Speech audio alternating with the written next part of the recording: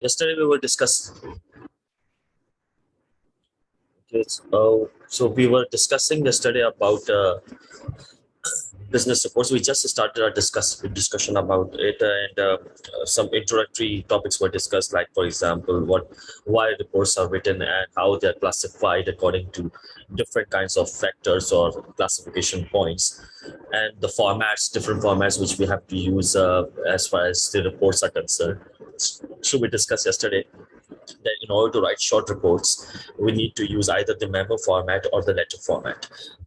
The parts of a business letter or the parts of a memo will be included, but the body of that document would be the report. Right? For internal communication, we use memorandum format. For external communication, we use letter format.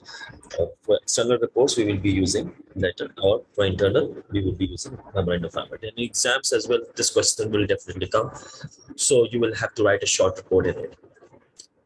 So we can move on just quickly towards other things. Now, if we are planning to write a short report, the first thing we need to understand regarding short reports would be to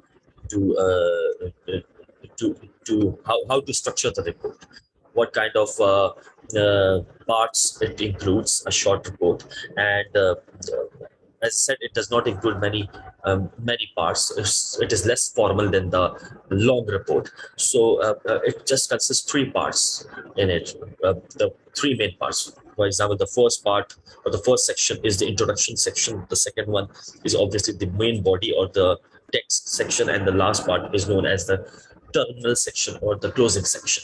So whatever type of report you are writing, whether it's an informational report or analytical report, we will be using that kind of developmental pattern. Right. So first of all, we will discuss about that pattern, and then we can move on to some of the questions and the types of reports as well, because there are two types, by the way: informational report and analytical reports. So we need to also discuss briefly what are those types and how to go about writing those reports. So first, we will discuss the general pattern, or you can say how to develop a report. I just open some of the slides, and then I can just share it with you. So as you can see, obviously we will be discussing about how to develop a short report. So the first part, apart from that, the format which we will use for short reports, that is for internal, we will be using memorandum format. For letter, we will be using for external reports, we will be using letter format. So whatever the case is, whether you are writing a letter report or a memo report, it doesn't matter. You have to organize this report into three parts. You have to structure the report into three parts. The first part is the introduction. I'm just writing on slide. As you can see, the introductory section. What should come in the introduction? Yes, obviously we can include the purpose. So obviously, we can start the report by writing the purpose or the aim, and it has to be included always, because the reader has a right to know what kind of purpose you are writing.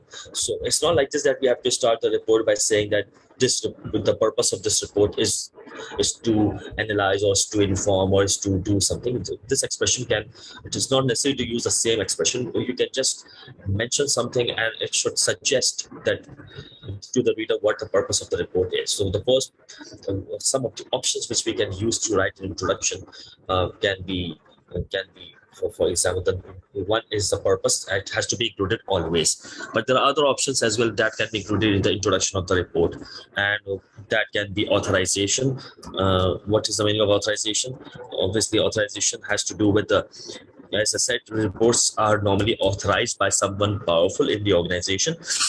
You cannot just decide to write a report on your own. It is very rare to write reports voluntarily, unless you are in the top management position and you want to share the information with other staff members. Normally, your report will be authorized by someone superior than you in the organization. So authorization can be included. Actually, these parts which we are discussing right now, you have the options of including at least 4 or 5 you can say elements in it. So the first element which is compulsory is obviously the purpose. Authorization can be included. Then problem description can also be included, because reports are not normally written for minor purposes. Obviously there should be some sort of problem which is worthy, which should a worthy problem which needs to be solved, right? So problem description can be included. Importance of the problem can also be highlighted in it, and uh, why this problem needs to be solved, or what is the significance of actually working on this problem in the short report. You can mention about it as well. You can also include the sources, or you can say from where you have collected the data. By the way, are you actually using secondary sources or primary sources? Obviously there are two types of you can say sources available, or you can say methods, sources or methods. Obviously you cannot just write data without doing some sort of short research of some type. So in order to do research, in order to collect data, you need to know the methods which are being used to collect data for the purpose of writing reports. So there are some primary data methods, data collection methods, and some secondary data collection methods. Secondary data is normally that kind of data which is already published, which is already available in the form of books, in the form of magazines, newspapers, everything which is published online, or everything which is published in the hard copy form, whether it belongs to your organization or not, but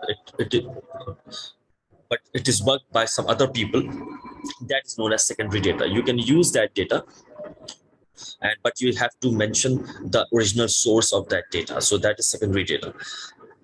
You can find the print sources where this data is available. You can also find electronic sources where data is available. So anything which is published in the written form or in the spoken form, even in videos or audios, any other way, that is obviously the secondary data, where you have not worked, where your efforts are not actually included in obviously collecting that data. So you can actually take help of that data to write reports. As far as the students are concerned, normally they use library research or secondary data collection methods to just write reports. They read some text from somewhere and write, obviously get an idea of it, and then they write reports based on the data which they get from those sources. So this is obvious, but there are some primary data collection methods as well, and there are only 4 data collection methods. If you talk about businesses, we have got 4 methods available. By the way, in any field which you belong to, you are using these 4 methods, which I will just actually tell you soon. The names can be different as far as what the method is, but more or less there are only 4 methods of collecting primary data. Primary data is that kind of data where your own individual efforts are involved in collecting it, and that can be, you can say, I'm just writing some of the methods over here. One can be the survey, the other method can be interview, right? The third one is the observation, and obviously experimentation is the 4th one. The names given to these methods, obviously we use these methods in business field, but the same methods can be used in some other field with some other names. So it doesn't matter. There are only 4 ways to collect data. What is the difference between survey and interview? Survey is always done with large population, right? And you cannot do survey with 1 or 2 people. You have to do survey with many people.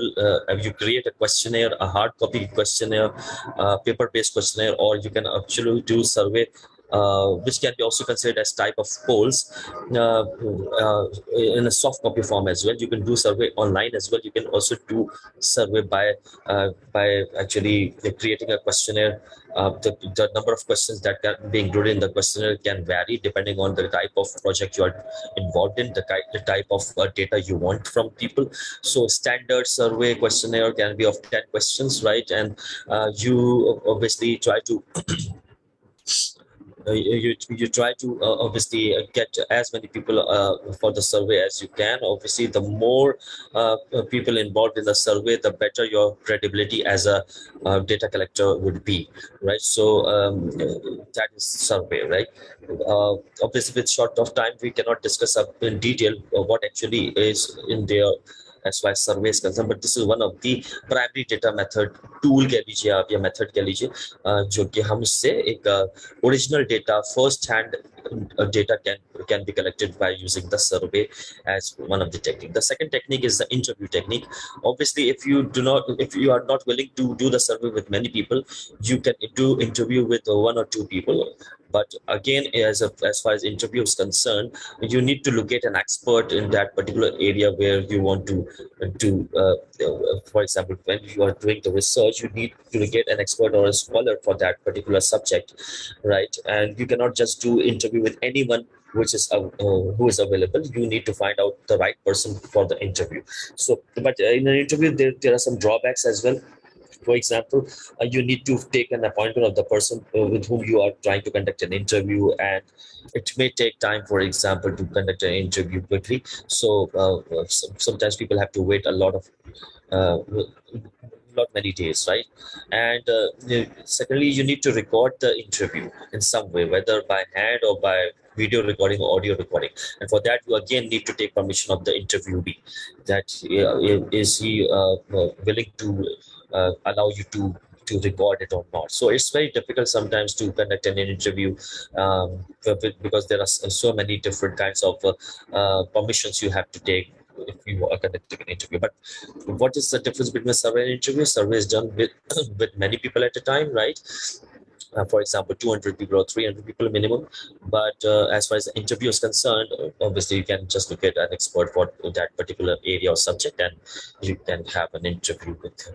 Right. So the third technique is the observation technique.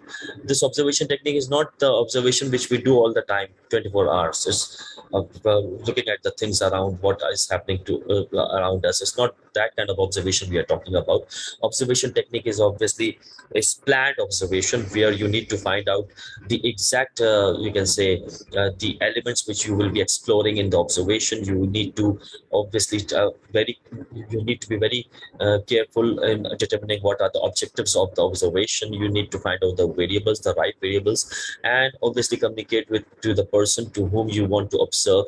For example, you can observe people, you can observe methodologies or other things, but you need to obviously do a lot of planning before you can observe, and you just focus on those areas which you have obviously wanted to where it depends on the objectives of the report or your research questions. The fourth technique is the experimentation technique.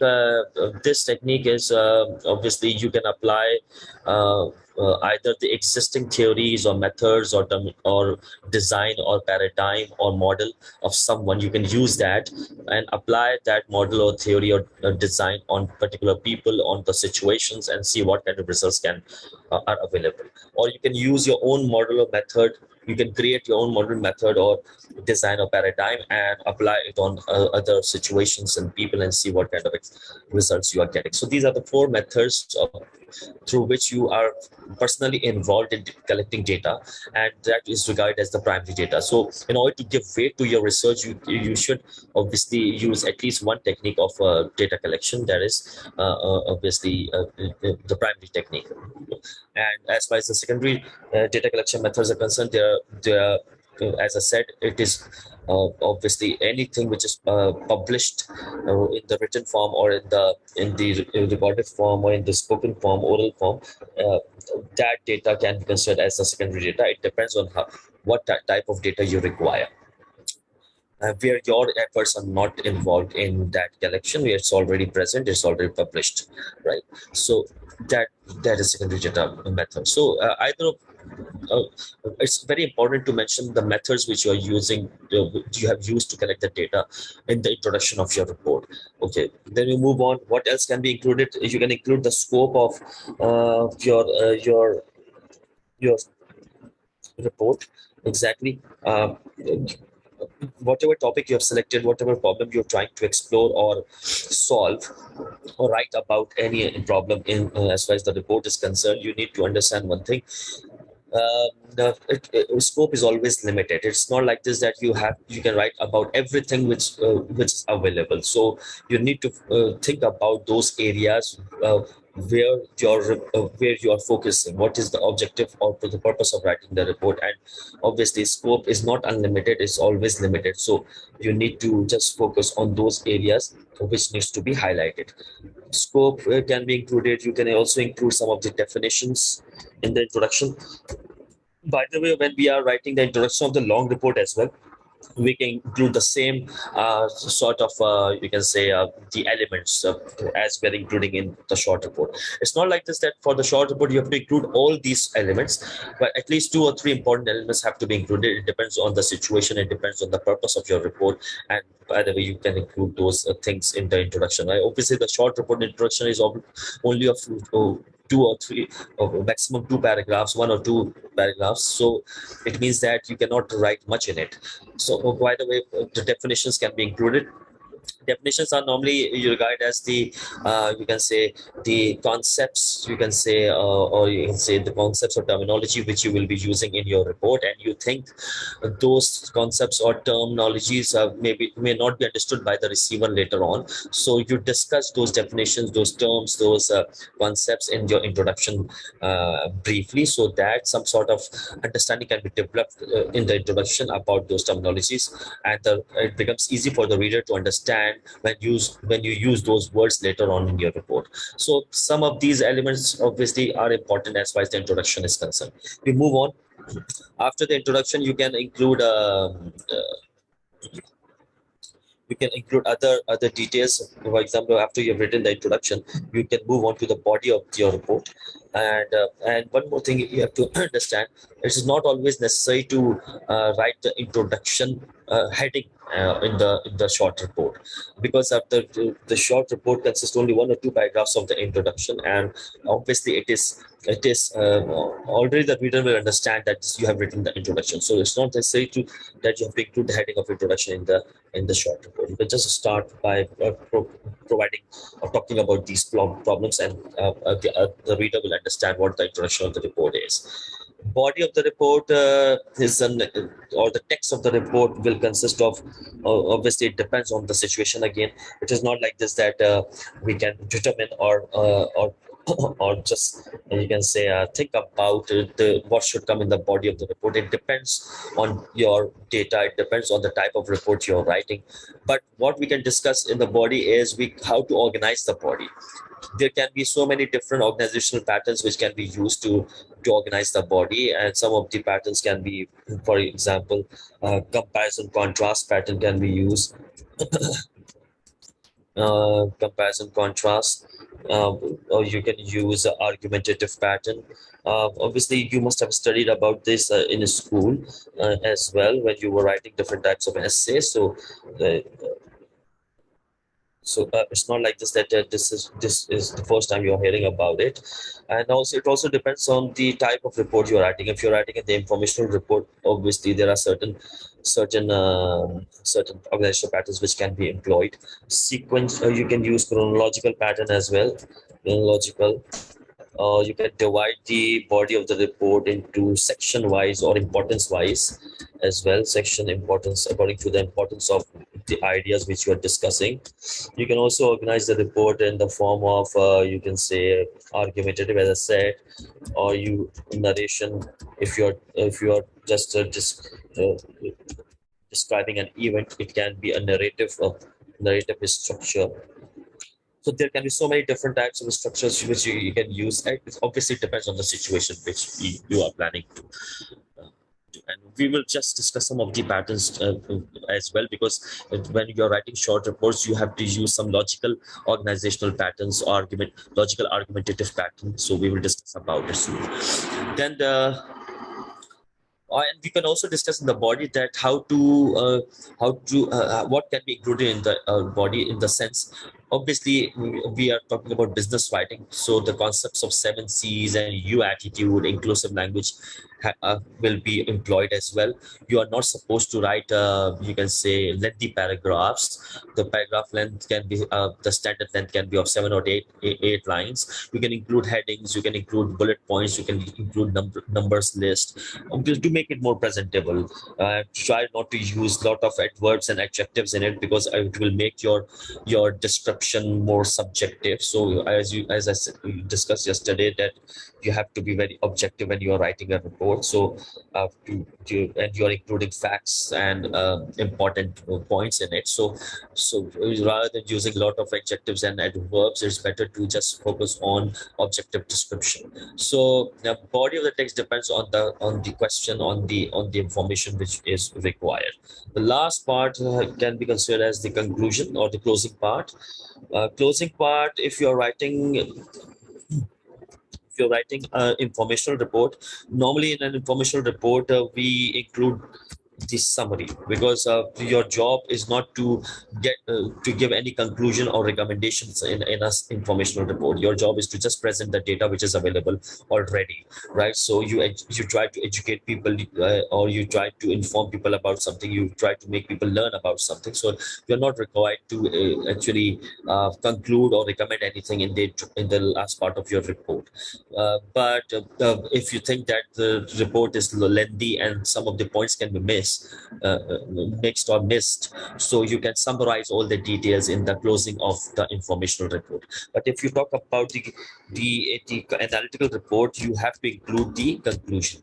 Now, conclusion. What is a conclusion? The conclusion talks about the important findings which you have already discussed in the body of the report, and obviously it evaluates the whole report. So again, you can summarize all the details in the conclusion. You can talk about the important findings in the conclusion, right? You can talk about some sort of result in it, and also you can include the recommendations in the at the end of your report, recommendations.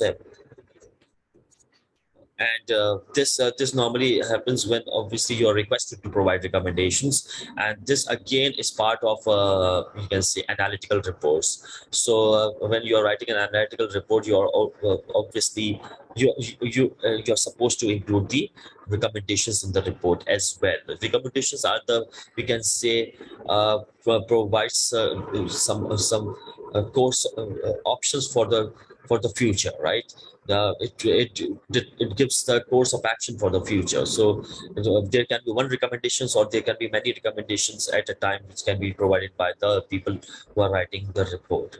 So this is how you structure the report, normally speaking. Now we will see some examples and also discuss some of the, you can say, the types of reports, so that you can understand how many the report types are, and obviously what and we have to focus on the examination questions, by the way. So we will look at one or two samples or examples as well. Now we move on to the next thing. Just hold on.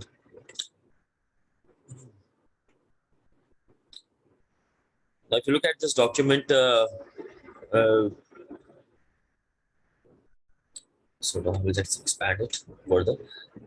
The reports it's written, reports play a significant role in the careers of all business professionals. Reports fall into three basic categories. By the way, there are two categories, but the third category, the proposal one, is the combination of informational and analytical reports. So we can just say that there are two in the sense. But what are informational reports? Informational reports offer data, facts, feedback, and other types of information without analysis or recommendations. Right. As I mentioned earlier, you're not supposed to analyze anything in information reports. You are just required to present some details. Analytical report offer both information and analysis, and they can also include recommendations. Exactly.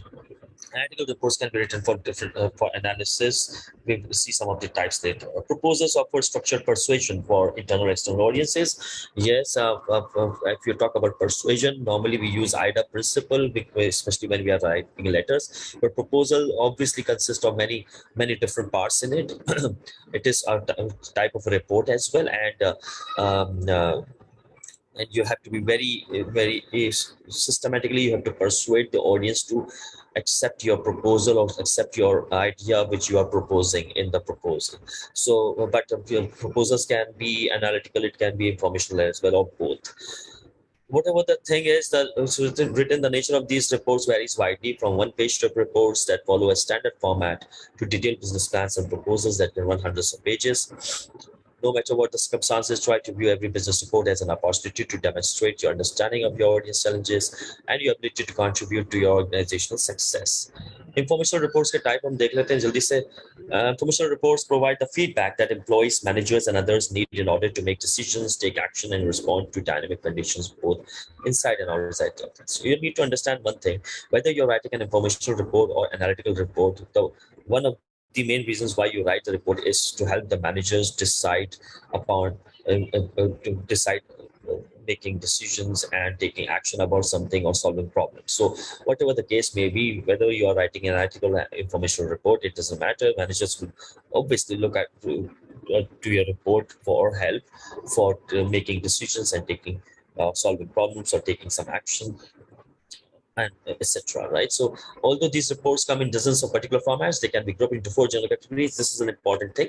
Information reports can be divided into four categories. The first one is known as reports to monitor and control operations. We can call them as monitoring and controlling operations. Obviously, you know that in organizations, managers are the one who control and monitor operations. So whether you're working in any of the department or function, it doesn't matter. All managers' job is to monitor and control operations or manage the uh, the, the the operations. So they would obviously need reports all the time.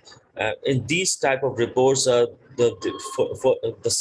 subtypes can be plans. All types of business plans, all types of marketing or of other plans can be regarded as type of reports as well. In plans, what happens? You establish expectations and guidelines to direct future action, and obviously there can be many different types of plans in depending on the different kind of function you're working in the organization. So plans are regarded as normally informational reports in the sense, no, yeah, plans can also be informational or analytical or the combination of both, or plans can be in the form of can be written in the form of proposals as well, but it is classified as such as informational report, and it comes within monitoring controlling operations, right? So plans can be considered as one type of reports. Operating reports, yes, there can be thousands of operating reports depending on the function you are working in, uh, right from marketing reports to sales reports to inventory reports, uh, and in etc. All these reports can be regarded as operating reports.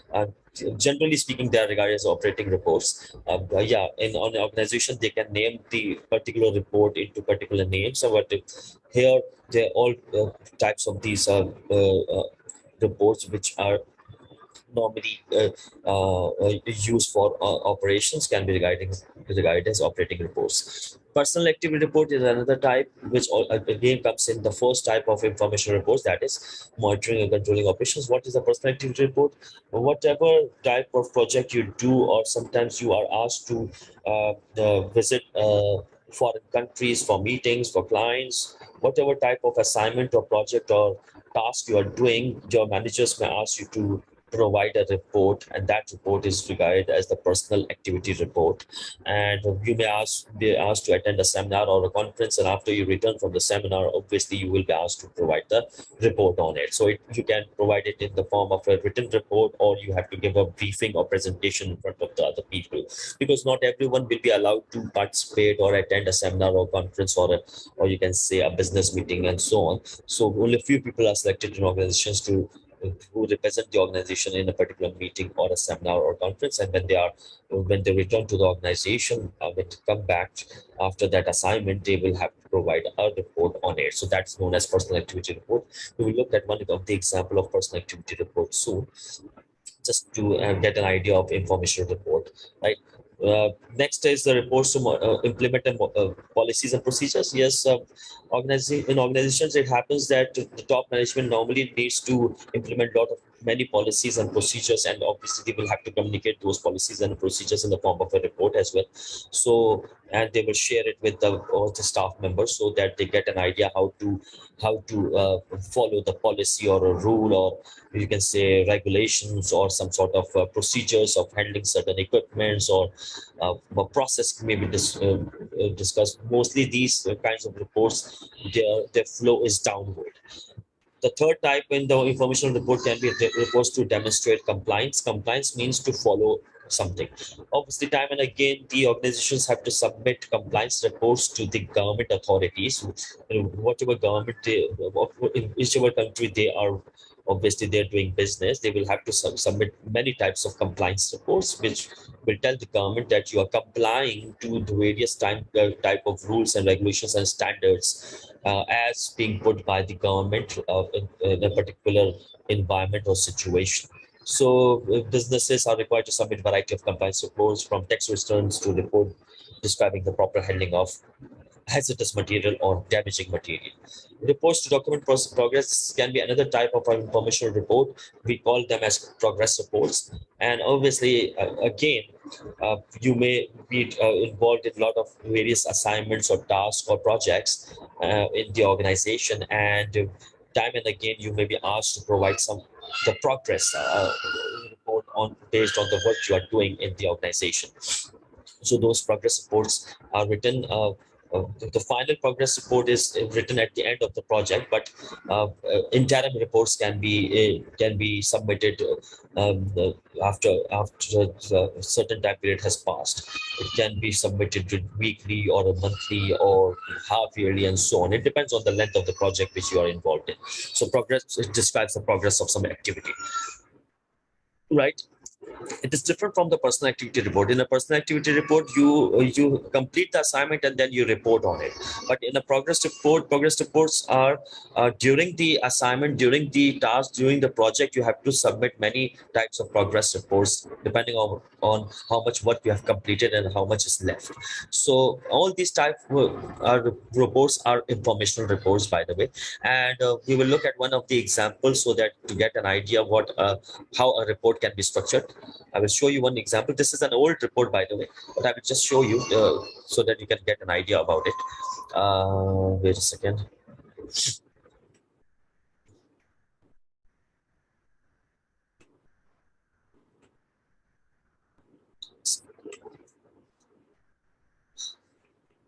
I have one report. The print is not very good, but still you can get an understanding about it. Show you this report.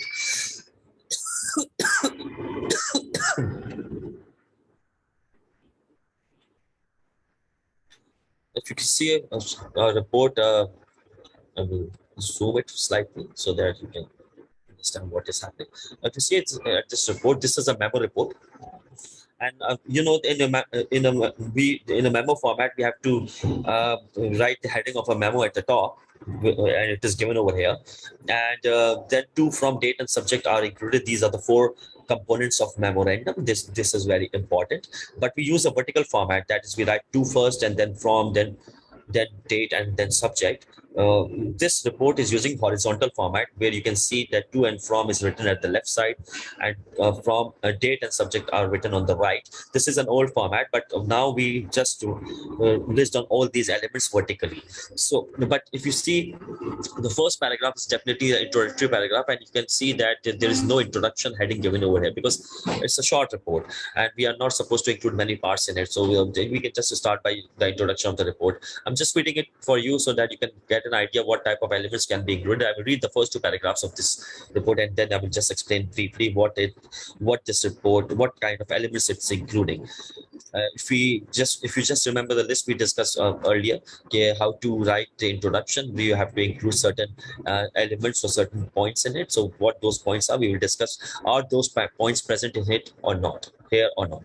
We will just look at it. As you all know, the process of recruiting, screening, and hiring new employees can be a legal minefield. Now, from the start, it seems that this report is not authorized as such, because the person who is writing the report, maybe he's sharing this report with his subordinates, because if you see, it's written to Jeff, Barlow, all members of HR staff. So this person may belong. Gary Andrews may be the part of HR department, and he or she may be heading the department. So otherwise, in the first few lines, the authorization would have been mentioned, or some reference should have been given. Who has requested you to write a report, or on whose authority you are writing this report? But it's not mentioned over here. So it means that the start consists of it's not mentioned that I am writing the report on my own initiative. It's not like this, but the start looks as if this report is not authorized. It is voluntarily written. Someone must have done something and has visited some place and then obviously shared this information with other staff member. Because it's written all as you all know, the process of recruiting, screening, and hiring new employees can be a legal fine minefield. So from the first line, it seems that the purpose of this report is to share some information about recruiting, screening, and hiring process. As he's saying, it's a very difficult thing and it's a legal minefield. So, and he's saying that because we don't have an in-house lawyer to help us make every decision, it is important for all of us to be aware of what is legally acceptable and what isn't. It shows that he's describing the problem that we do not have an in-house lawyer and we are not sure about how to recruit and screen and hire new employees. It can be a very difficult job in terms of legality. So obviously we need to focus on this problem and we need to do something about it. So obviously we are not sure about the purpose, but we have a fair bit of idea. Exact purpose is not mentioned over here, but we have a fair bit of idea that this report consists something regarding recruiting, screening, and hiring. We will read the next paragraph and then something will be clarified. Last week, I attended an American Management Association seminar on this subject. I got enough useful information to warrant updating our of online personal handbook and perhaps developing a quick training session for all interviewing teams.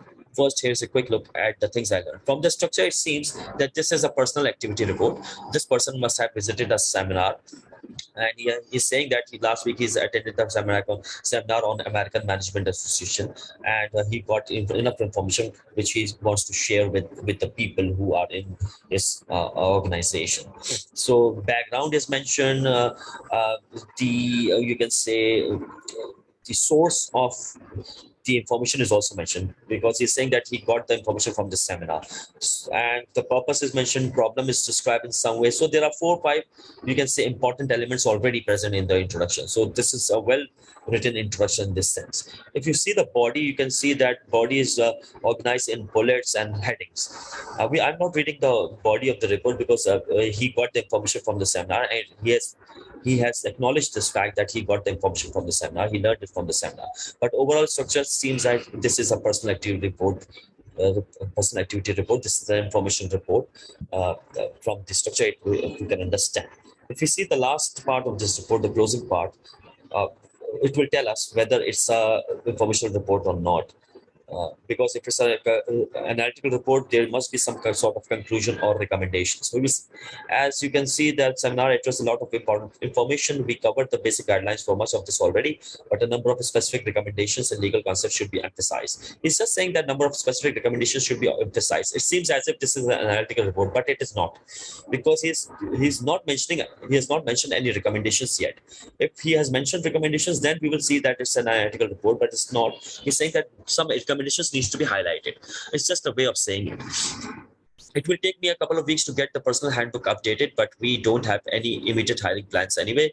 I will keep the seminar handouts and my notes on my desk in case you want to peruse them. After I have updated the handbook, we can get together and decide whether we need to train the interviewing team members. Although we have a lot of new information, I think we can highlight what people need to be aware of and let them read. So you can see he's just mentioning that what he will be doing with this information. He has this information. He's asking other people to just come to him and get hold of the handouts and other things, because if they want further details. So there is no summary even as well.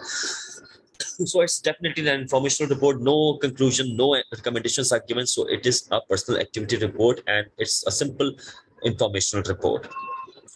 And then he's saying that you can contact me, you can email me, and so on. So this is a short report and it's purely informational report.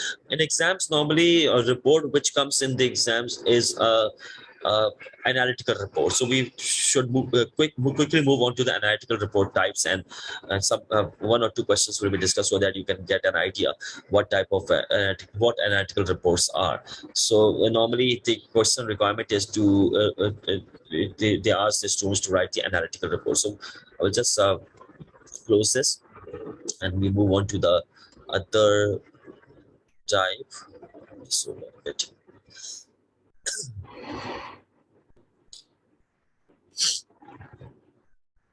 So if you look at document again, informational analytical reports, we discuss the types of informational report. Then later it's giving some of the organizational patterns that you can use: comparison pattern, importance pattern, sequence, chronological, spatial orientation, geographical pattern, or category wise. You can divide the body of the report. So this is for informational reports, by the way. You can use the same some of these organizational patterns for the analytical reports as well. We move on to the analytical reports. This is more important in the sense because normally it seems that the most of the questions are analytical based. The purpose of analytical reports is to analyze, to understand, to explain, to think through a problem or an opportunity and figure out how it affects the company and how the company should respond. In many cases, you will be expected to make recommendations based on your analysis. Analytical reports fall into three basic categories. The first category or the type is the reports to assess opportunities. Yes, businesses get many opportunities all the time for investment, for other things, for investing in market and so on. So, but there are certain risks involved in all the kinds of business opportunities. So, you need to first of all assess that opportunity, how much favorable, how much feasible that opportunity is. So you write those reports, analytical reports. You do some sort of analysis, market analysis, and the risk assessment and so on, and then decide to go with the opportunity or not. So that kind of report can be regarded as the first type of analytical reports. Second type is reports to solve problems. You can say problem solving report. Almost all analytical reports are problem solving reports. If there is a problem, which needs some attention, which is worthy for a report, so you can just troubleshoot those problems by discussing some solutions in it or some of the recommendations for it. The third type is known as the reports to support decisions. This type consists two further types. One is known as feasibility reports. The other one can be regarded as justification reports. Feasibility reports are called for when managers need to explore the ramifications of a decision they are about to make. If you want if you want to take an important decision um, uh, uh, for for uh, for the organization, before taking the decision, you try to find out the feasibility of that decision, whether the decision would be advantageous or not. Is it beneficial for the company or not? You may do some sort of cost analysis as well and other things. So feasibility reports are written before taking the decision, and obviously in the report you will mention what the decision is, but you find out the how it can be favorable for you. Justification reports are written after you have taken the decision. For example, if I give you an example of ICMAP as a student, you before taking the admission, you must have found out the feasibility of taking admission in ICMAP, right? You may have got other opportunities with you as well. You may get admission in a university or IB or other institutions, but you opted for ICMA. So what you did was you tried to find out the feasibility of your decision, and then you took that decision. You actually thought about various important points, for example, location or cost or fee structure or the kind of qualification which is being offered by these institutions. And then you actually found out the feasibility which can be beneficial for you, which is more advantageous for you, and then you opted for getting admission in ICMAP. Similarly, nowadays, because you're already part of ICMAP as a student, so if someone asks you why you are doing CMA or any other qualification from ICMA, now you're trying to justify your decision that your decision was the right one. And you will use the same process, by the way, that you will do comparison and contrast with other institutions. You will talk about how much this course is costing you, what is the location of this institution, and what courses are offered, what certification is given to the students, and so on. So now you will use the same points which you use for feasibility, finding out the feasibility. Now you will use the same points to justify your decision. So whatever the case is, both of these reports are more or less similarly written. So that is why they are known as reports to support decisions. So these are the three types of analytical reports. We will look at one of the example of analytical reports, and then you will understand. As far as analytical reports are concerned, we normally organize reports into, you can say, uh, various organizational patterns, as we have seen earlier. But normally we use again direct and indirect approach or strategy. If you're using the direct approach, you can mention your results or recommendations or some sort of conclusion at the start of your report, briefly describing it. So that would be a direct report, because the main purpose of writing analytical reports is to conclude or recommend. And if you are, for example, briefly giving the conclusion straight away in your introduction, so that would be regarded as a direct strategy report, because you have mentioned some sort of conclusion or result at the start. Or if, for example, you are briefly discussing some recommendations about some issue, straight away, if you're mentioning the recommendations at the start, it will again be regarded as a direct strategy report, which is focusing on the recommendations. The rest of the report would be same, but if you briefly mention the main purpose, that is to conclude, because the main purpose of writing an analytical report is to analyze something, to conclude something, to recommend something. So to recommend some future course of action. So, and if you discuss those recommendations at the start of your report, that would be regarded as direct strategy report. You will include the same elements which we discussed earlier, which comes in the introduction, but you can add one of the element, that is briefly discussing the recommendations. But normally we do not mention the recommendations and conclusion at the start of the report. We conclude and recommend at the end of the report, but when we have done everything which is available, right? We have done after doing complete analysis and providing complete description and factual information, then we can conclude or recommend. So this strategy is normally known as indirect strategy, which normally you will use for writing reports as well. You normally conclude in the end, not at the start. Only for those audiences who do not have enough time.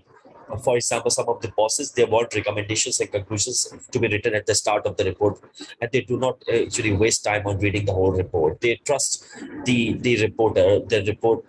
person who has written the report, and they just ask them to mention the recommendations straight away without wasting time. So that kind of structure would be regarded as a direct strategy report. But normally, when we talk about report writing, most of the times, most of the reports are using indirect strategy, because the audience to whom you will write, they will not be easily convinced. You need to persuade them properly. You need to, or they may be against you in some way. So you have to provide complete convincing arguments before you can conclude or recommend. So it means that normally report structure would be indirect. In exams, it happens that the examiner will give you some of the points which can be included in your report. So you have to structure your report very simply, because at this level you are not required to write a very detailed report or a long report, and you are normally not following the research writing steps or process as such in this course. So you are just required to organize your report into a proper structure or format.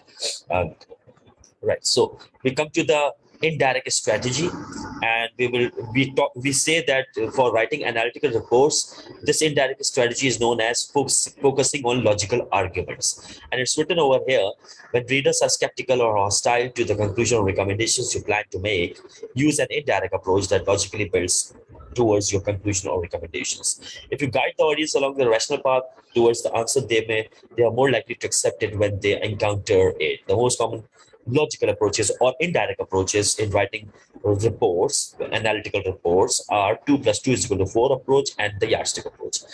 Because we do not have enough time, but I can just suggest you to, I will discuss one approach here, so that you can get an idea what this approach is, because of less time. It is expected that you will be asked to write an analytical report, and that report is definitely, you can use this structure of 2 plus 2 is equal to 4 approach. What is this approach? It is very simple to understand. The 2 plus 2 is equal to 4 approach is so named because it convinces readers of your point of view by demonstrating that everything adds up. The main points in your outline are the main reasons behind your conclusion or recommendations. You support each reason with the evidence you collected in your analysis. Um, the 2 plus 2 approach is generally the most persuasive and efficient way to develop an analytical report for skeptical readers. Skeptical means those readers who, जैसे हम कहते हैं ना, shaky मिजाज के लोग, तो उनके लिए we can use this word skeptical. तो ज़ाहिर बात है, for anyone who needs to be persuaded, who are not very convinced easily, so for them you need to use indirect strategy, as we did in the negative letters and the persuasive letters, right? So you can also employ the indirect strategy over here, and I have already mentioned it, that indirect structure demands that the result or the conclusion or recommendation should come in the end, after you have done everything in your report, then you conclude or recommend. And the 2 plus 2 is equal to 4 approach is not like this, that you have to include 2 points first and then you have to include 2 more points to get 4. It is just named as logical approach. Instead of, if you look at this equation, 2 plus 2 is equal to 4, this is a logical equation. Everyone who will read this will know that the answer to 2 plus 2 is equal to 4. It cannot be 5. So any logical mind will think about this approach as a logical approach. So it is this, instead of writing logical approach, they are saying 2 plus 2 is equal to 4 approach. So it is not like this, that there are some mathematical things we have to do in the report. It is simply like you have to include everything which you think will take the reader towards the conclusion or recommendations. So you provide enough details in your report throughout, so that the reader can be convinced at the end of the report when you will conclude or recommend something to him or her. So that is why it is known as logical argument approach. In order to understand this approach, we can move on to one of the example, and then obviously you will understand what this report is. I will come to the slides again.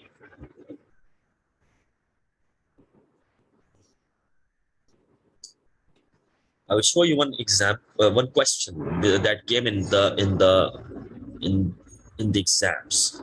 You will understand what this report is.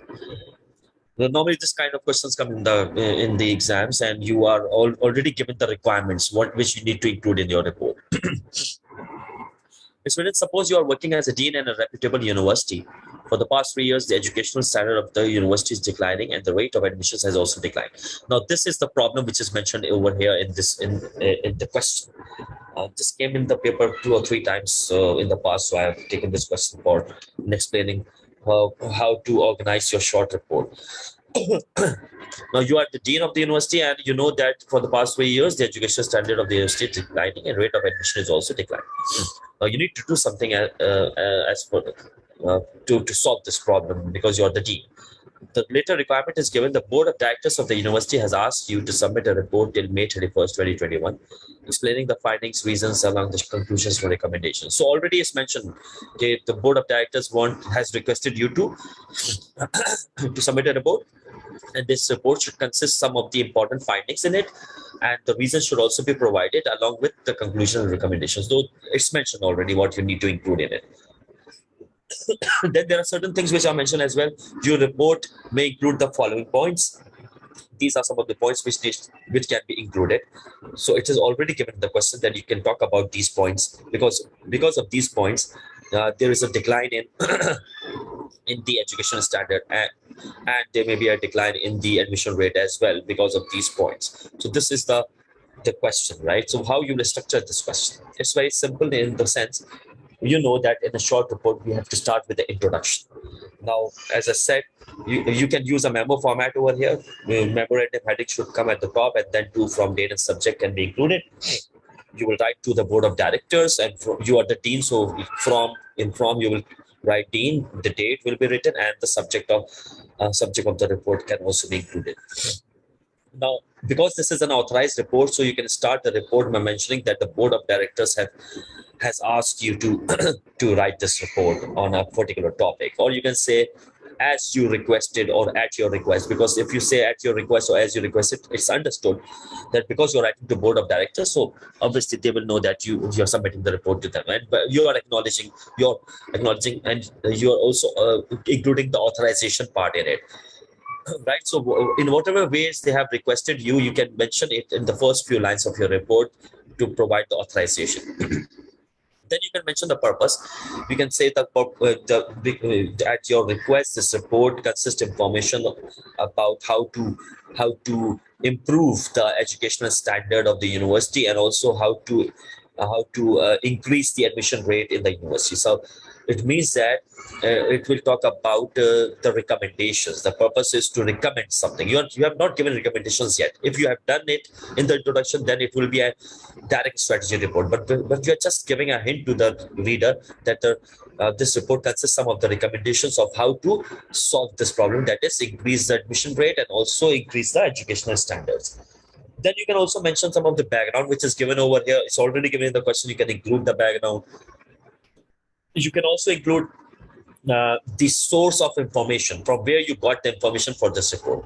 Obviously, as far as if you are the dean, you can get the feedback from the students and teachers, and you can do a short survey, for example, because by selecting 200 students. It can be a written survey or it can be an online survey. So one of the methods which you can use, a primary method can be used. So you can mention that method in the introduction, either in the introduction, or you can just give another heading after the introduction, and that heading can be methodology, and you can just write that the survey was conducted from the students of the university and the teachers of the university, and you can also mention the number of people who are involved in the survey.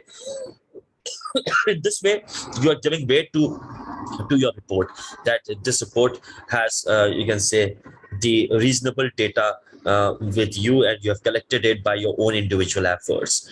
Or you can just use some secondary methods. For example, you can use internal data already available in your university to get information about what to do and what kind of situation we are facing, and you can use that information in the and describe it in your report, and that would be regarded as the secondary data. So you can include the survey here. So you have already you have included the problem description, you have given the background, you have also given the survey methodology, you have mentioned it, you have also mentioned the authorization. So you got enough points already as far as the introduction is concerned. You can include other points as well, but it's okay that the introduction can be of 1 or 2 paragraphs already. Then you can move on to the body of the report. How would you organize an analytical report? Obviously, because you have done the survey, you got the findings from the survey as well, which gives, you can say, which provides you the reasons or the causes of the decline, because you have already done the survey with the students and teachers. So you can just give a heading of findings and discussion. The next heading can be findings or discussion or analysis or some sort. And you will discuss the findings of the survey. And if you see the question, it is already mentioned that you have to include these points in your report. So it's you can say you can use the same points and by organizing the body and saying that you got this information about the fee structure, courses offered, location of the university, infrastructure of the university from your survey.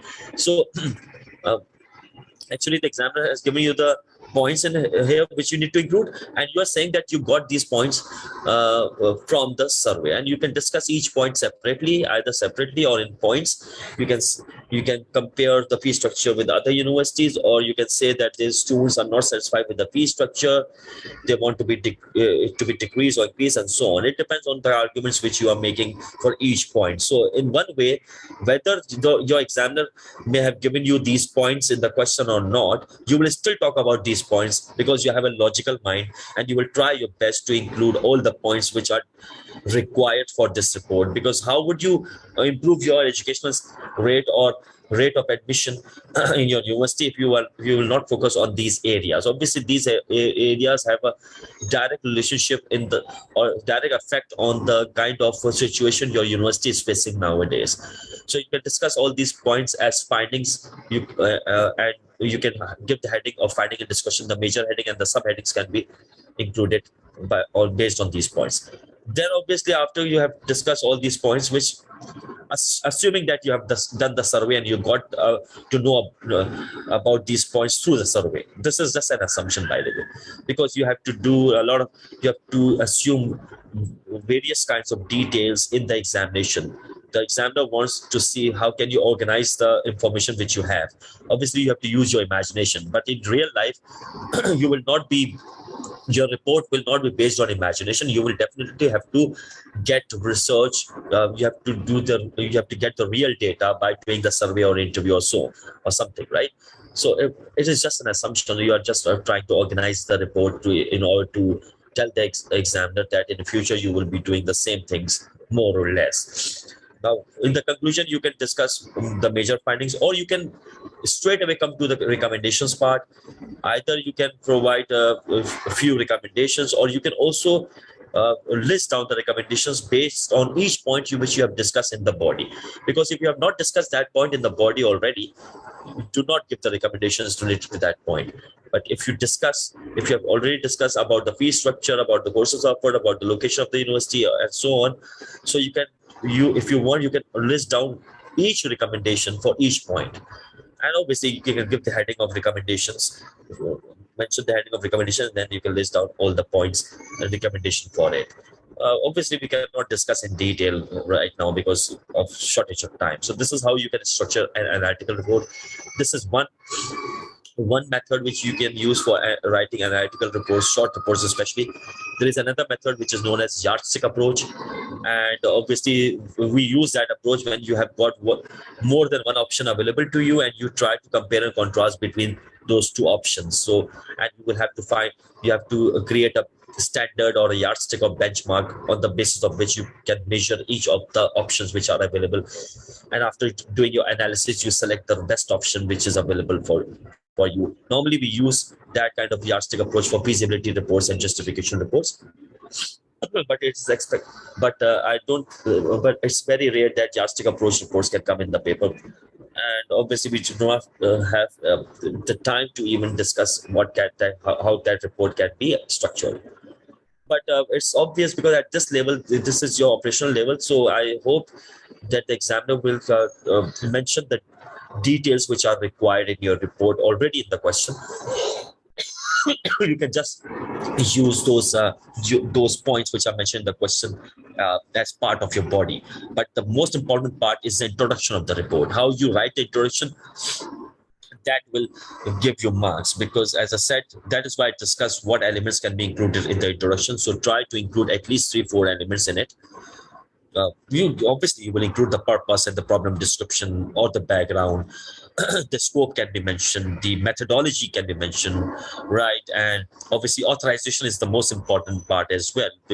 If you're submitting something to a particular person, he or she may have requested you to to write the report, right? So these elements can be included in the introduction. Later on, you can provide the conclusion and recommendations and so on. So we will just stop here as far as the short reports are concerned. We will quickly look at some of the parts of the long report. As I said, long report consists of various parts in it, and it uses the manuscript format. So we need to, as a student, you should be aware of some of the parts. What are the parts included in the long report? Maybe some MCQs can be asked in the paper. So we will look at the parts quickly and move on to the next topic. Just hold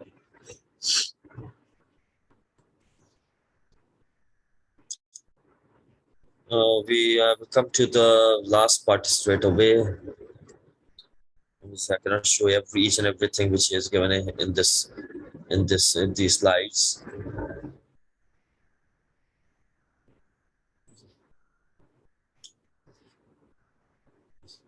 Share this one.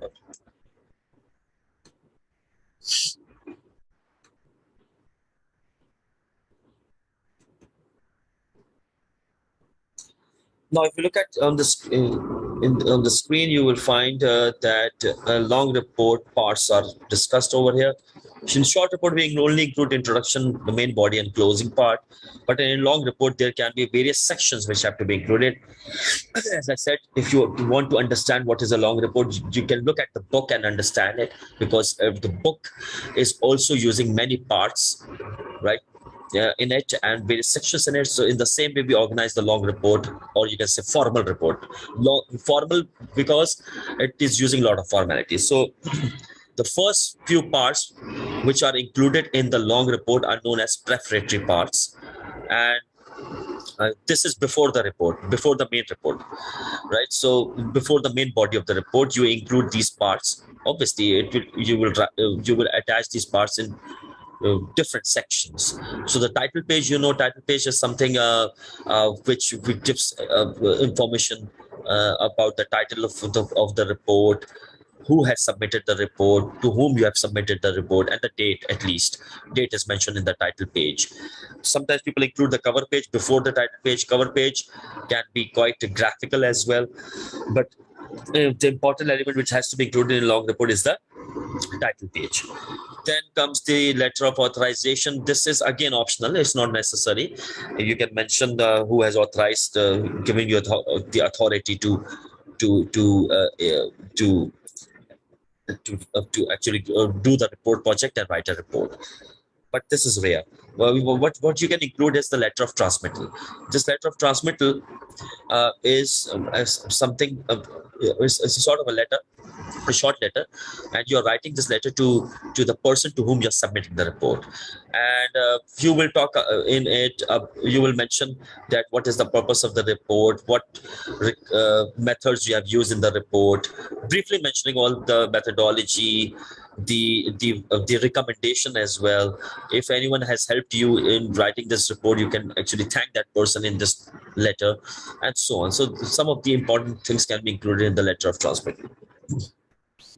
Then comes the table of contents. Obviously, in a book as well, table of contents is a major part, where obviously for how the book is divided into different sections, and the page numbers are included. You can write the short table of contents and the descriptive one as well. In the reports, you can also include the table of contents in the same way. The most important part of your prefatory part, or those parts which come before the report, is known as executive summary, right? In other fields, it may be known as abstract or synopsis or epitome, but in business, we normally write executive summary. By the way, remember, this summary is only included in the long report. We are not talking about short reports now. Short report, we just divide it into three parts: introduction, main body, and conclusion. It depends on the information which you want to include in it. But executive summary is just a sort of a snapshot of the whole report. It summarizes the whole report in the sense. And obviously, how would you summarize the whole report? You can just include some of the important elements in the executive summary. Executive summary is not very long. The maximum executive summary can be of 1 or 1.5 page if it's a lengthy report. Otherwise, you can just write the executive summary in 200 or 250 words or 300 words. It depends on the length of the project, but it's obviously written for long reports. What would executive summary consist of? It is actually, this page is normally for those people who are busy executives or managers. If, for example, a long report can be of 10 pages or thousands of pages, right? So if people do not have enough time to read the whole report, so they can get an idea of the whole report by just reading the executive summary. And this executive summary, obviously, sometimes, so it should include important things in it, right? For example, the purpose needs to be included in the executive summary. Problem can be described. You can talk about what you did to solve this problem, which methods you have used to solve this problem, and why it was necessary to solve this problem. You can mention the important findings in it briefly, right? The major conclusion, and also the recommendations. Obviously, all these things you would have mentioned in the main body of the report, right? But here you are just briefly mentioning all the things to give an idea to the to the audience what this report is about. So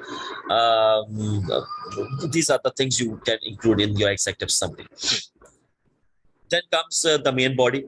After you have attached all these parts, or some of these, at least you need to attach the title page, the table of contents, and the executive summary. You can move on to the body of the report. Obviously, body will be divided into various sections, various chapters, like the book. And obviously, here you will not write like the short report. You can do that. You can write the introductory chapter separately, the background chapter separately, right? Then you can have a different chapter or section on findings and discussion and analysis. It depends on how much analysis or discussion you have done. It can be of thousands of pages. Again, it depends on the length of the report as well. And you can have a separate chapter on conclusion and separate chapter for recommendations and so on. So obviously, you will include the same elements in it as you have included in the introduction short report, but obviously in more detail.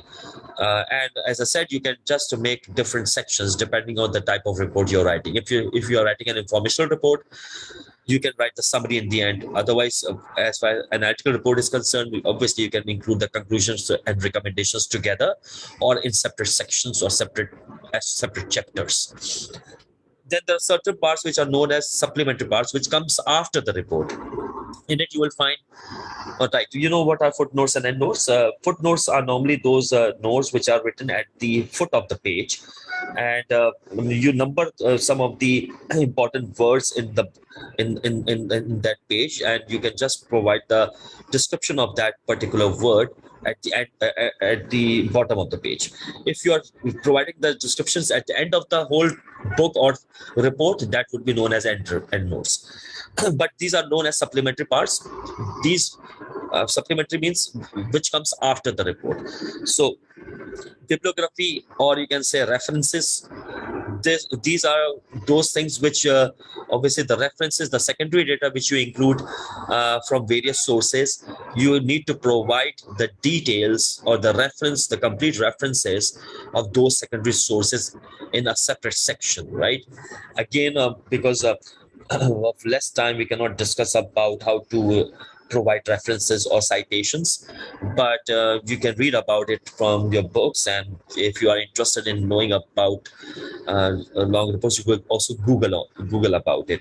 But I will tell you one thing, that nowadays we are using one particular format for citations, or you can say for referencing or for writing bibliography, and that is APA format. I'll write this format over here so that you can get an idea. APA style or APA format, APA. It is known as American Psychological Association format. To know about how to provide a citation or references for secondary sources, you can consult the American Psychological Association manual, which is published online, as well as it has a website as well, and also it can also obviously in hard copy form, in the book form, it is also published. American Psychological Association. This is the most popular format or style we use for creating references and citations or bibliography. And you need to understand one more thing. We actually, bibliography and references are included at the end of the report as a supplementary part, and it provides all the necessary references which we have used, or the secondary data which you have collected from various sources. But there you have to include complete reference, right? In the body, you will not include the complete reference, but in the end of the report, you can include the complete reference by providing the author's name, the year of publication of that work, the title of that work, place of publication.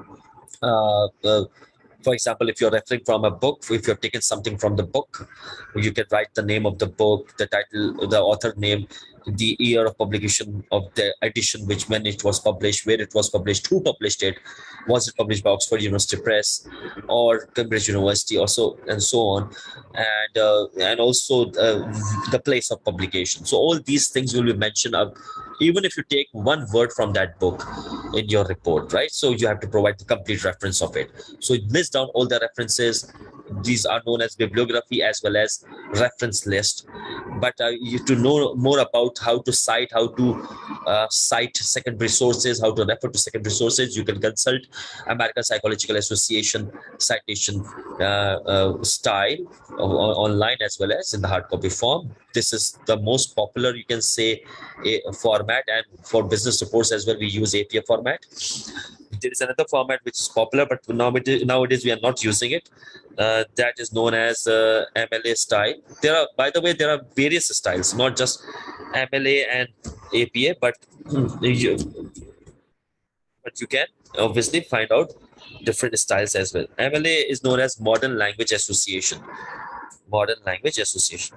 Why I'm telling you this? Because it's expected that sometimes they ask you in the exams about the citation elements or referencing elements, or how to refer, which style has to be used when writing business reports.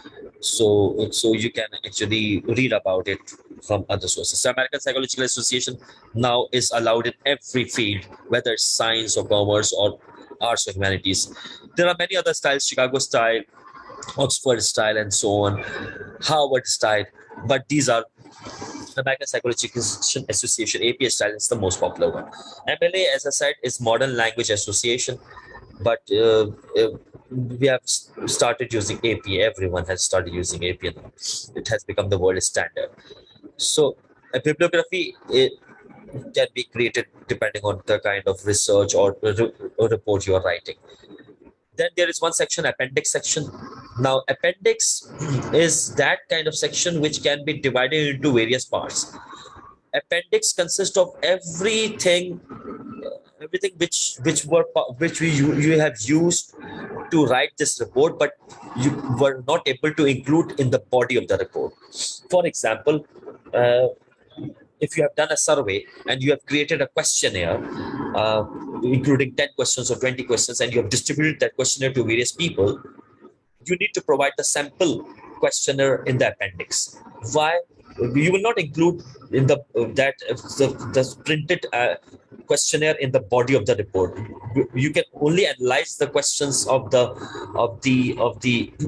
questionnaire, of the survey questionnaire, in your body, but you cannot attach it in your body.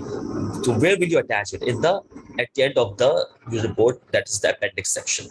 So anything which you have used for collection of data or for the understanding of the reports, understanding of the subject or the objectives of your report before you write, and you were not able to include that particular details in your main report, so you attach those things at the end of the report, and you name that section as the appendix section. So this is what I can tell you right now. Okay. So these are some of the parts of the report, just to get an idea. You can just look at it, that the difference between the short and long reports. As you can see, any page which is black and white, like for example the full cover page, title page, letter of transmittal, table of contents, executive summary, all these and introduction, body, conclusion, recommendations, appendix, bibliography, all these parts can be these all parts, black and white parts, are optional in informal reports, or you can say short reports. But as far as the long reports are concerned, you can include all these parts. But short reports consist only the middle parts, that is the white part, introduction, body, conclusions, and recommendations. That's all. So in the exams, you are supposed to write short reports. The examiner may confuse you slightly by saying that you have to write a short formal report. Please do not be confused, because he's just saying write a short business course, right? Sometimes students are foolishly starting to write a long report, which you cannot write, by the way. It takes a lot of time, because you have to include so many sections. So long reports are normally known as formal reports, short reports are informal reports, because it consists less sections in it. So here we are ending the report topic right now, because I think so that it's better that we discuss some other topics. We cannot discuss each. This is the refresher course, and we cannot discuss everything in detail. So I am just closing this file, and I will just show you. We can discuss some other topic now. I think we should discuss about presentation skills. That would be good for you, right? So try to share something related to presentation.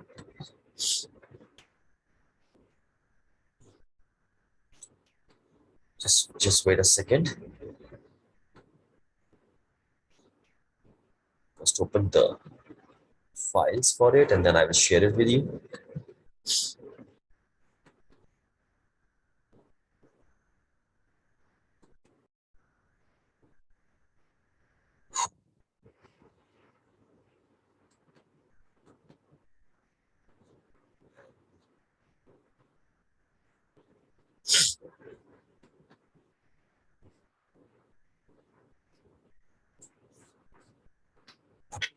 We'll talk about how to make effective and professional oral presentations, right?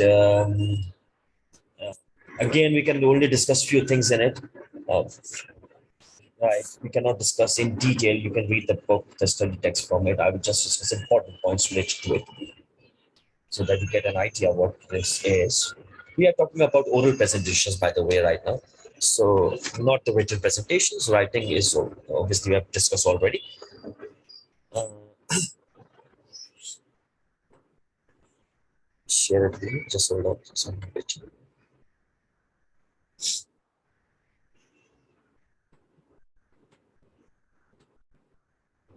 Second.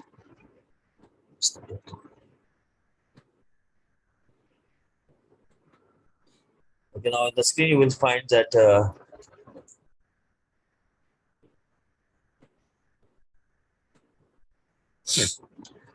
making effective present and professional oral presentations. So presentation skills is part of your course as well, and we can discuss about how to organize your presentation when you are giving oral presentations, and obviously you can use some of the visual aids to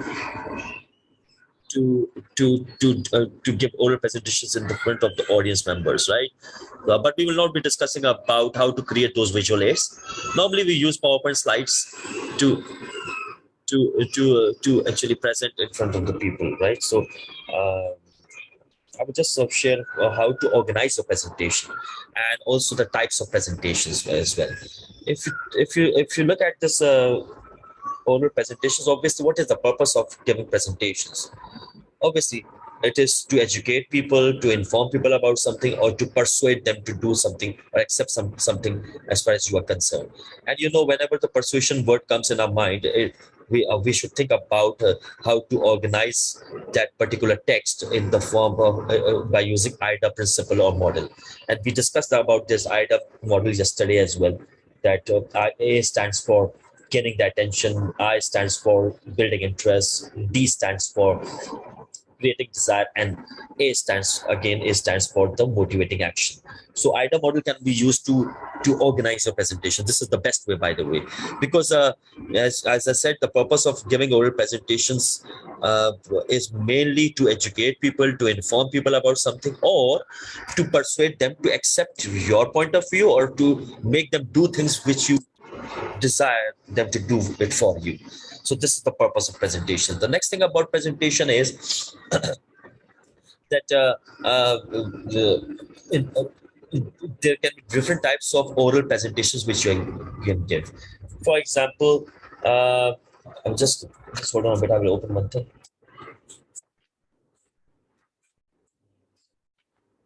What are those types?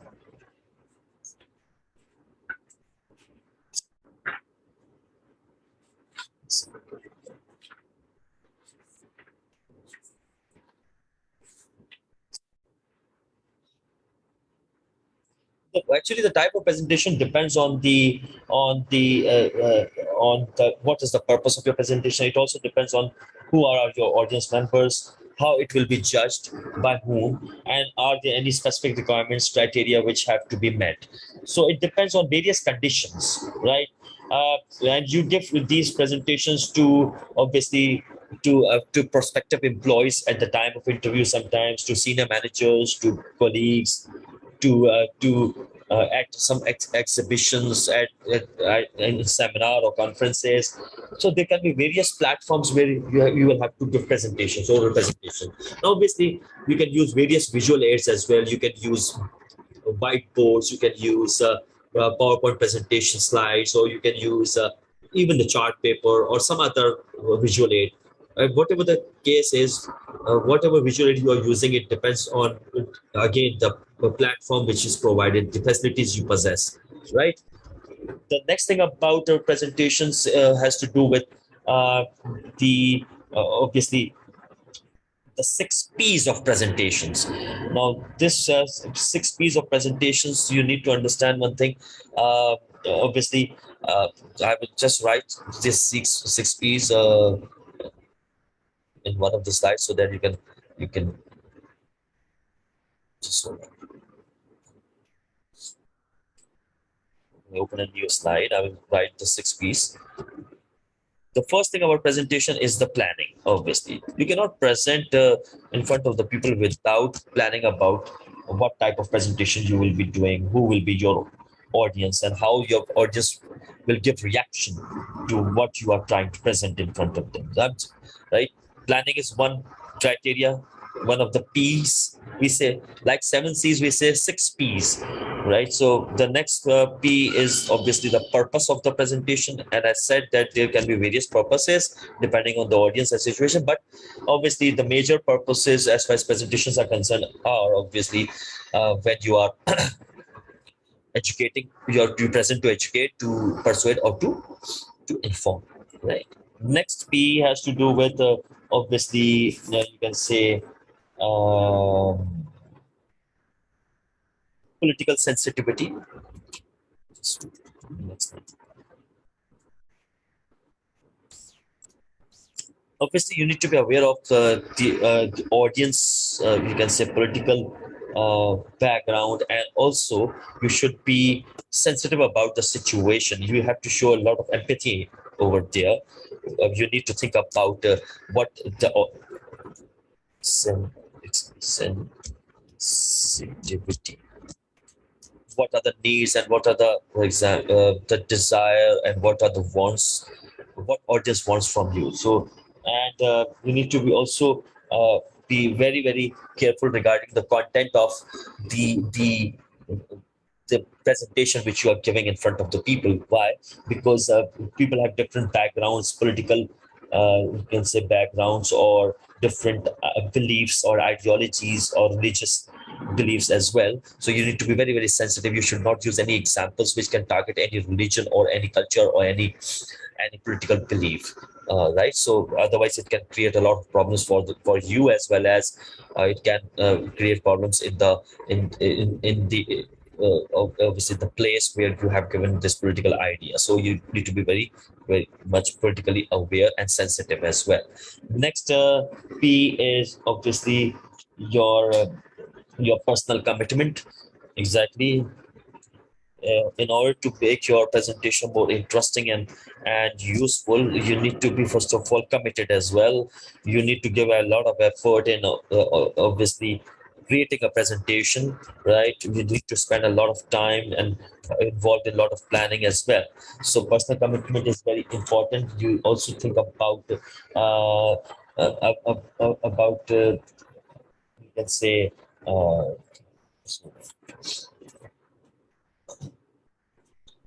because you need to think about the audience. Are you giving a presentation to one person or many people at a time?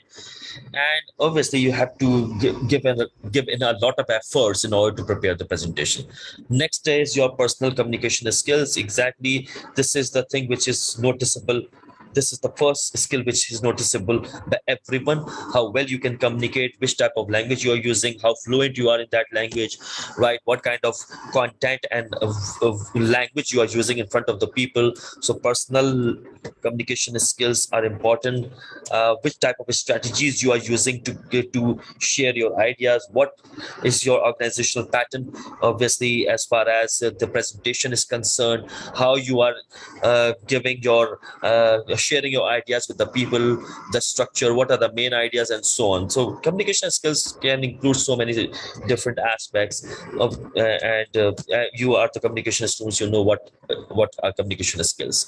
And the last thing is you need to polish, you need to do a lot of practice before even presenting in front of people, to gain more confidence, to gain more motivation yourself.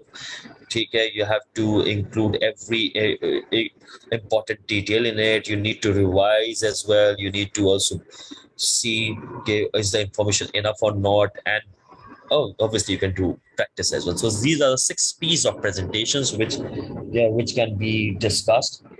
Now we come to the, you can say, types of presentations, sorry, ways or methods of delivering presentation, and this is important as well. You can say ways of delivering presentation. What can be the different ways or methods?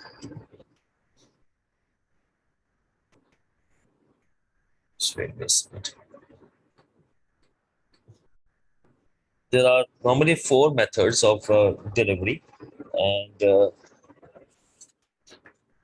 And again, you know from experiences that these are some of the ways or methods. Just wait, there's some problem I'm facing right now. I don't know what has happened. Yes. The first method is known as, you can say, extemporaneous, or you can say extempore. Extempore. This is known as extempore or extemporaneous method. And this method is you already have notes with yourself, and you have already created an outline based method is known as outline based methods. And your outline may include comments, quotations, and facts and figures to reinforce your presentation. Uh, and obviously you have the points with you already, and you base your presentation on those points strictly. This is one method. The other method is manuscript reading method. Manuscript reading is, as you sometimes see many people on television, they are reading from a speech is written, obviously, and they are reading each and every word from the speech. That is manuscript reading, right? This is another method. And obviously you, or at least you read the necessary parts which are already written in your notes, right? So this is the manuscript method, but this is actually a reading presentation more rather than an oral presentation. So the manuscript reading method is another technique. The one more technique is known as, obviously, giving a memorization method. Memorization method is where you already memorize it by heart, and then you come and present in front of the people. The major drawback of this method is that if you forget something in between your presentation, you may not be able to complete your presentation. The memorization method is one technique which normally students are also using this method. I've noticed this as a teacher. Next method is known as impromptu. As the name suggests, impromptu. Obviously, as you must have heard the word prompt. Prompt means quick or fast, right? So impromptu has to do with quickly thinking about the topic and delivering the presentation spontaneously. So you do not get enough time to think about the topic or to do a lot of planning. You just have to speak about that topic there and then. It happens normally in meetings as well. Sometimes the people are not prepared about a particular topic or agenda, although the meeting is always follows the agenda, but sometimes people may ask you randomly about some topic or something, and there you will not get enough time to prepare for it, and you have to talk about it for 5 or 10 minutes or more than that as well. So if you do not have any knowledge about it, obviously you will not be able to do impromptu method. You cannot employ that method. Extempore is normally used by the students as well, because the notes are written, some of the important points are written, and you can just present in front of the people. Manuscript reading, sometimes people are involved in doing this, and word by word reading. Memorization is, I said, is not a very good technique, but sometimes it can work effectively as well, that you learn each and everything. If not confident as a presenter, you can do that. Impromptu is quite a difficult method where you are asked to deliver the presentation there and then, right? So you will not have time for enough planning and organization of the presentation. The next thing which we need to discuss about presentation is how to organize your presentation, what is important for your presentations. All right, so obviously if you see the process of giving a presentation, you can obviously think of that first of all you need to know what is the purpose of your presentation. Then you have to think about the audience, and then you have to move on about thinking about how to organize the introduction of your presentation, how to start the presentation, what should come in the body of your presentation, and how to conclude your presentation. So these are some of the things you need to do. Obviously, as I said, after you have identified the purpose and the audience, you need to do one thing, that you have to think about obviously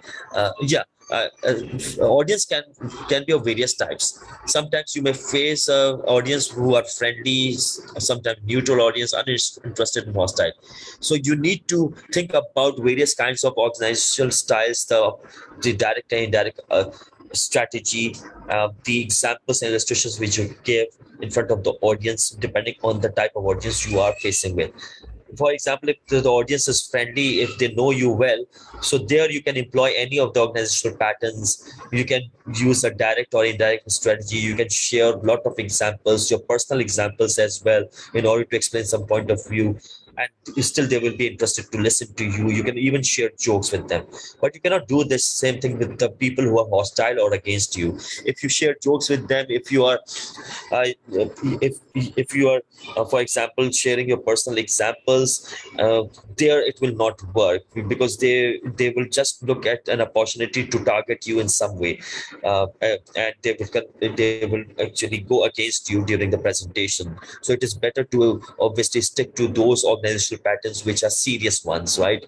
Which where you explain each and every point properly, and right, you are very organized in it. You go slowly and step by step towards the end, right? You have to provide all logical arguments before you can conclude or recommend or suggest anything at the end of your presentation.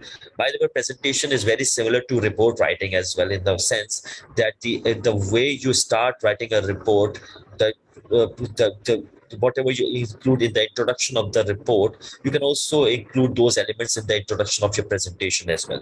Obviously, you will start your presentation by mentioning the purpose of giving your presentation. The topic will be described, why you are presenting on that particular topic can be included in it.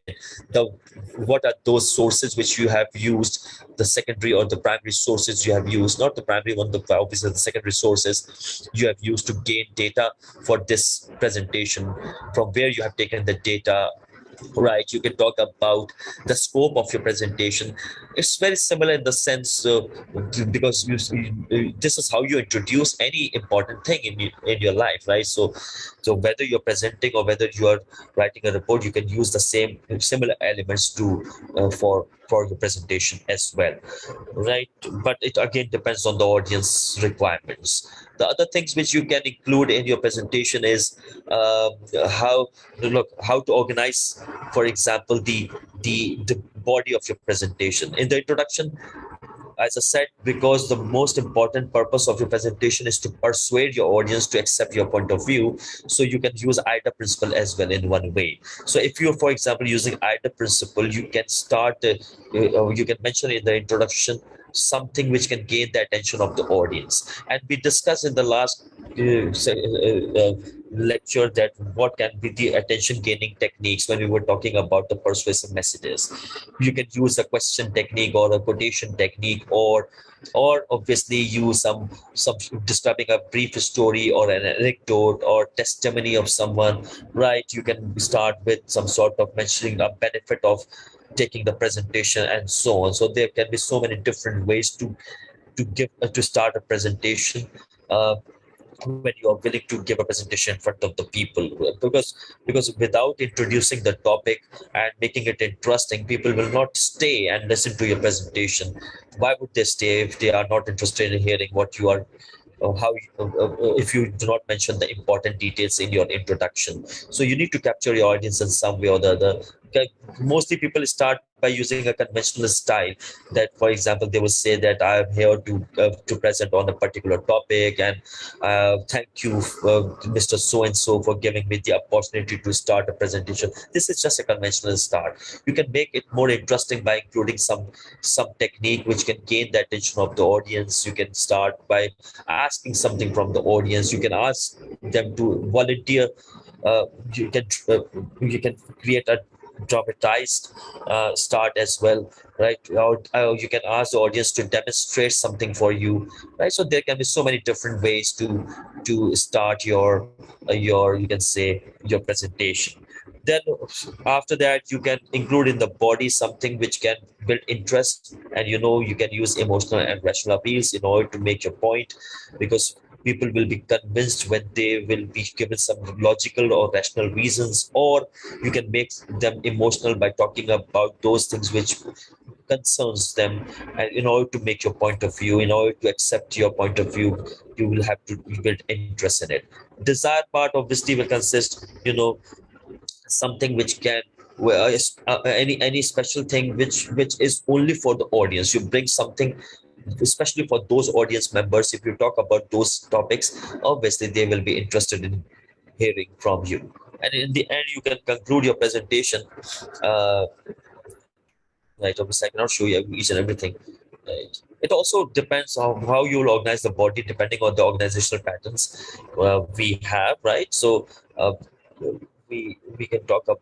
We do not have time for that discussion, by the way. But we have seen in the report writing that we can use argumentative pattern, or a cause and effect pattern, or comparison contrast pattern, and so on. So there can be a chronological pattern where you talk about certain phenomena from the past, and how much changes has occurred over time till present. So that can be a chronological approach you can use to organize your presentation. Obviously, in conclusion, as you know, business presentations or normally in business we can conclude in so many different ways. We can summarize all the information which is given in to you, right? You can obviously include some of the you can say recommendations or suggestions, or you can provide some opinion, or you can provide some sort of prediction, but you are not supposed to include anything new in the closing part or in the conclusion part, right? And obviously you can tell the reader how this presentation will be helpful for them. The audience members can be told how it will help them, or in the end of the presentation you can allow them to ask questions as well. And so there are so many different ways to organize a presentation. Again, it depends on how many times you're presented in front of people. You learn from experience, by the way, as far as presentation is concerned. One more aspect we need to discuss about presentation, and obviously it will sum up the whole presentation skills topic. I will discuss some of the important elements which you need to include in your presentation, in any of your presentation. These are very easy things which you should remember in all the presentations. I will just talk about it. For example, things you should need to be focus on. You need to focus as far as the presentation is concerned. Things you need to focus. Whatever presentation you are building, if you think about these points, your presentation uh, would actually go in the right direction. Whether you are presenting in front of people, or whether you are evaluating someone else's presentations, you can think about these points and understand that these are the important points, and you have to be careful about these elements or points, whether you are evaluating someone or whether you want to give a good presentation in front of people. The first thing is obviously, yeah, the important thing which can be noticeable in any presentation is your, you can say, appearance. And what this appearance means, appearance doesn't mean that what kind of face you are having. It's not like this. We're not talking about the face over here. Appearance includes, you can say, first of all, the dress code which you have. Remember one thing, in presentation, again, you will be presenting in front of the many people. So you should not create a barrier. You should not be a barrier to them in any way. The dress code, for example, if it's a formal presentation, you need to wear you have to follow professional dress code. You should not wear those kinds of clothes which are very bright or colorful, because it can distract the audience attention. So dress code is important. You need to maintain eye contact with them, appropriate eye contact. It's not like this that you have to continuously look in someone's eyes.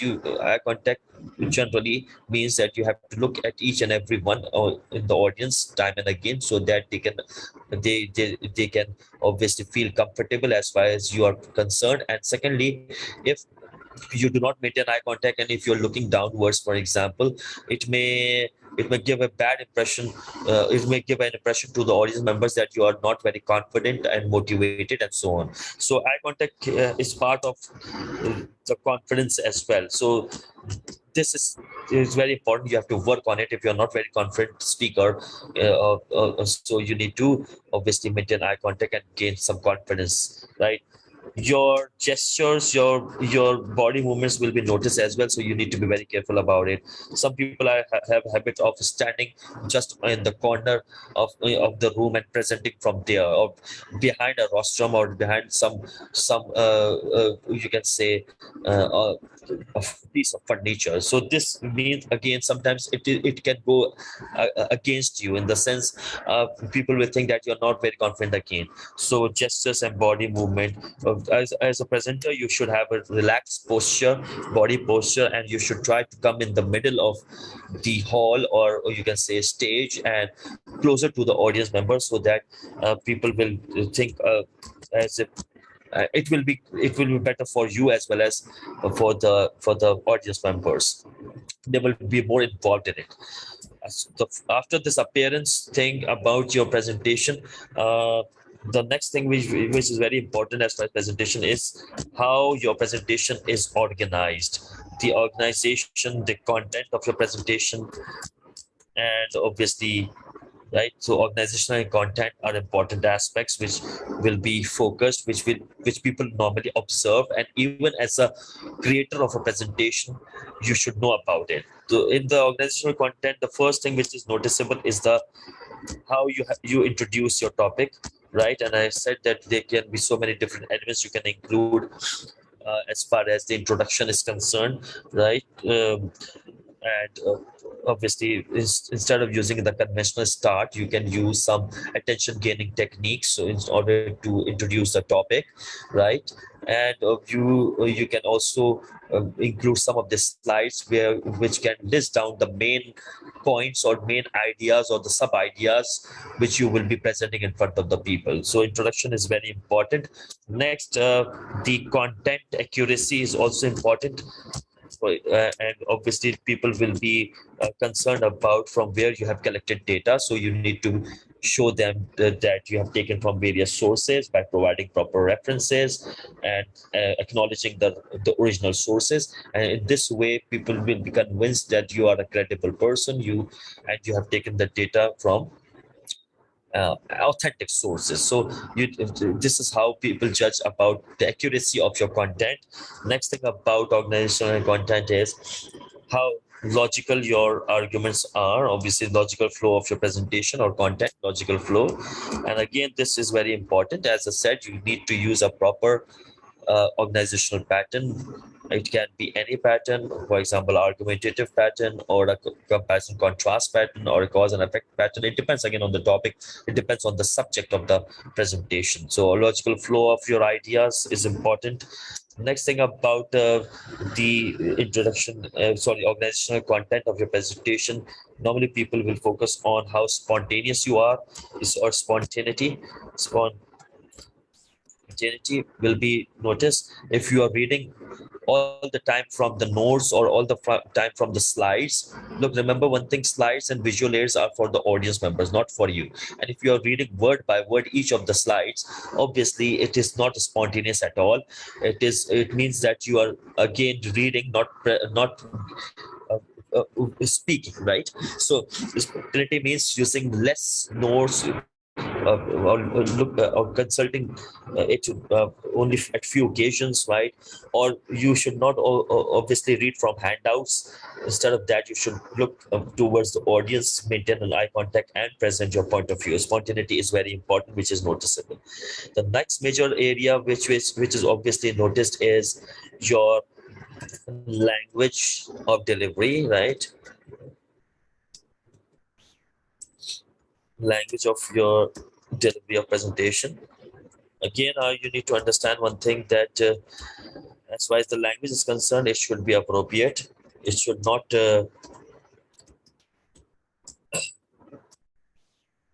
prepare to your field and discipline, right?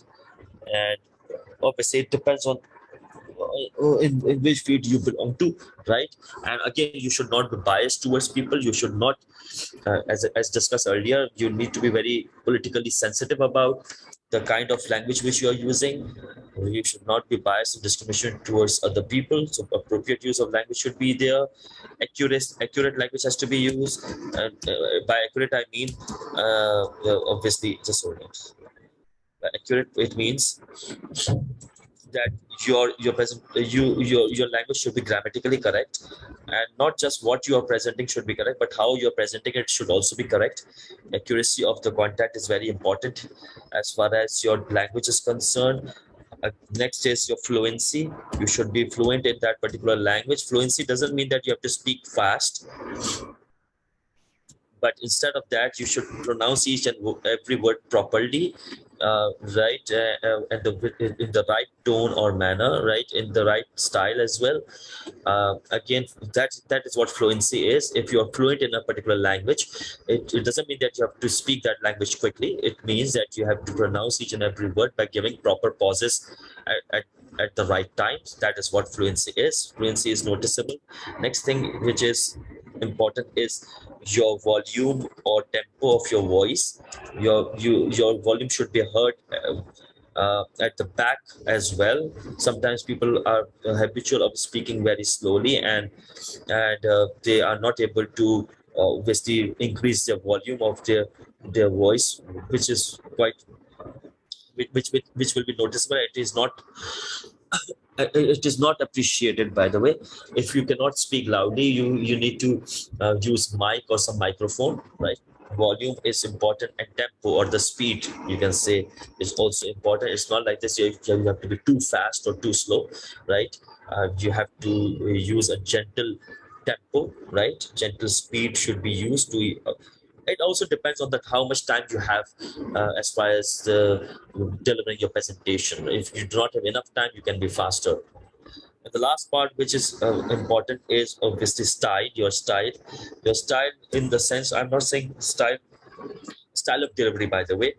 For example, when people are asking questions, you need to respond them positively. How you give responses to the audience questions. And it's also necessary that you do not allow audience all the time to interrupt you during your presentation. So you can, if you do not like it, you can ask them to ask questions at the end of the presentation, and you should make sure that you give enough time to the audience to ask questions. So responses to audience questions should also be, you can say, should be properly handled. And obviously, you have to finish your presentation in a specified time. That is also consistent. That's part of your style of presentation. So specified time, you need to finish. So these are some of the important elements or things which you need to focus on. Obviously, it covers all the general areas of presentations. There is one more thing we need to discuss about presentation skills, and that has to do with transitions. You can say transitions, or you can say connectors. Just hold on a bit.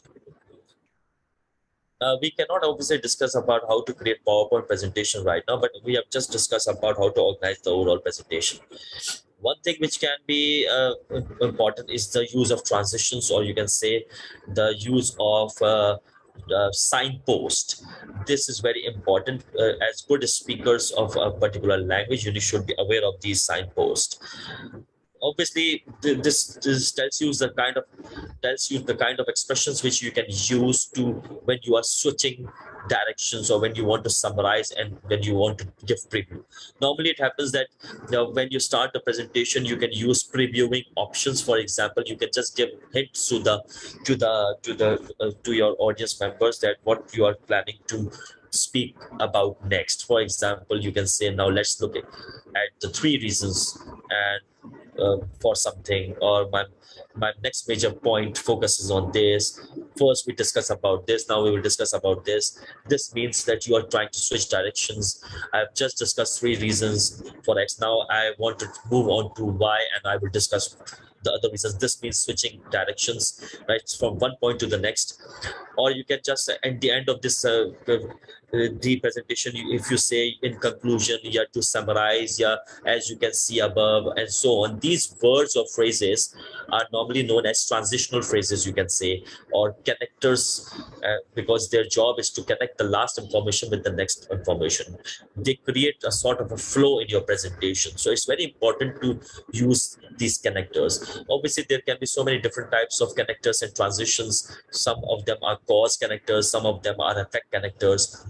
There are so many. You can use, for example, these words: firstly, secondly, thirdly, to describe a process. First, second, third, next, then. These all words are transitional phrases. However, moreover, in addition, consequently, therefore, all these words are transitional phrases. You use these words in order to create links with the last idea and to the next. When when you're trying to do some transition or change one idea to the next one, you use these signposts or transitions. So this is important as well. It can come in the papers. So that is why I want to discuss about it. So we can just finish this topic of presentation skills for now. Tomorrow is your last class as a refresher course, so we will discuss about employment communication and group communication. These are two major topics which are left. Right. So see you tomorrow. Allah Hafiz. I'm ending the session.